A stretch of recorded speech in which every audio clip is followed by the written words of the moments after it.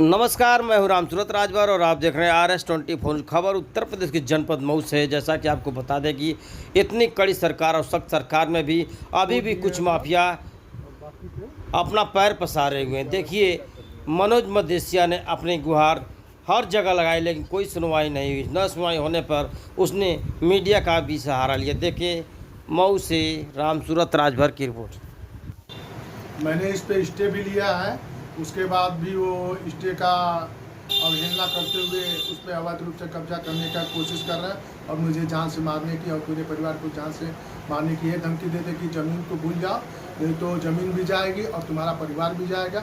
जिससे प्रार्थी मैं बहुत ही भयभीत हूँ और भयमुक्त जीवन जी रहा हूँ। माननीय मुख्यमंत्री जी से करपत्र प्रार्थना है कि भूमाफियाओं पर नकेल कस करके मेरी भूमि को वापस दिलाएं और मेरे साथ न्याय करें ताकि मैं भयमुक्त जीवन जी सकूं। नहीं तो अगर कोई न्याय नहीं होता तो मैं अपने पूरे परिवार के साथ आत्मदाह कर लूँगा। अपना परिचय दे दीजिए। मेरा नाम मनोज कुमार मदेशिया है, सन ऑफ स्वर्गीय बेनी प्रसाद, निवासी पठान टोला मऊ का रहने वाला हूँ। ये सारा ज़मीन, क्या नाम है आपका, क्या मामला है आपका? मामला ये है कि ये मेरे 6 भाइयों में हिस्सा था, तो सबको 2-2 मंडा मिला। तो उसमें मैंने बड़े भाई कहने पे 1 मंडा दे दिया, जो कि जबरन भूमाफियाओं ने करवाया, तो मजबूरन देना पड़ा 1 मंडा। और एक 53 कड़ी बचा, उस पर ये अवैध कब्जा किए हुए हैं और जान माल से मारने की धमकी देते हैं और आए दिन कुछ न कुछ कहते हैं, इनसे मरवा देंगे, उनसे मरवा देंगे, जिससे हम बहुत ही भयभीत हैं। आप कह रहे हैं 53 कड़ी आपका है, तो कब्जा कितना आपका, कितना क्या है उसमें? कब्जा मेरा 53 कड़ी पे था, उन्होंने ज़बरदस्ती तोड़ ताड़ करके यहाँ तक मिला लिया और दूसरे को दे दिया।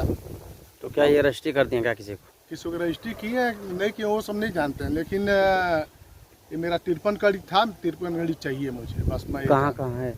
ये है 28 कड़ी दिखाते हैं सब, ये है और यहाँ तक मेरा 53 कड़ी हुआ। यहाँ 53 कड़ी यहाँ तक आएगा। 12 फरवरी 2023 को मैं आया ज़मीन पर देखने के लिए। मुझे पता चला कि जबरन घेर रहे हैं, तो मुझे बंधक बना लिया गया और असलहों के उस पर बंधक बना करके अशोक कुमार सिंह, सन ऑफ शायद रामजन्म सिंह और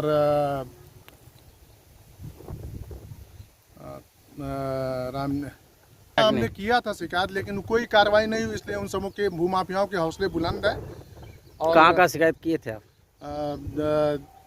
DM, SP, कोतवाली हर जगह मैंने किया था, लेकिन कोई कार्रवाई नहीं हुई, इसलिए इन समूह का हौसला बुलंद है और मैं डरा सा महसूस करता हूं कि कब कोई न मेरे साथ अप्रिय घटना हो। आप आज अपने ज़मीन पे भी आए हुए हैं। हाँ। और ऐसे में डर नहीं लग रहा है आपको? डर आप हैं साथ में तो डर नहीं लग रहा है, लेकिन मैं अकेले आता हूं तो डर के आता हूं।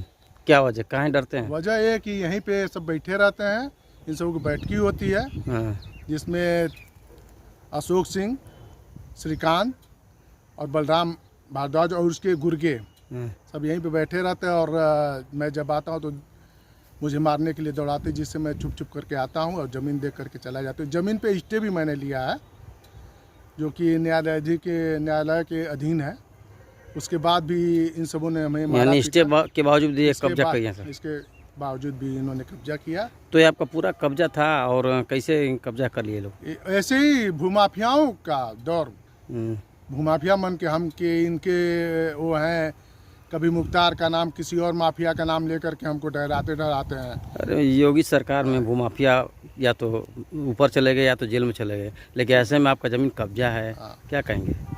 कहना ये चाहेंगे कि प्रशासन इनके खिलाफ कार्रवाई करे और मेरे ज़मीन को मुक्त करा कर हमें दे। सूबे के मुख्यमंत्री योगी आदित्यनाथ से क्या कहना चाहते हैं? उनसे कहना ये चाहते हैं कि जो भी भूमाफिया है, जिसके भी ज़मीन पे अवैध कब्जा किया है, उनका ज़मीन को वापस दिलाकर उनके हाथों में दिया जाए और भूमाफियाओं को मिट्टी में मिला दिया जाए।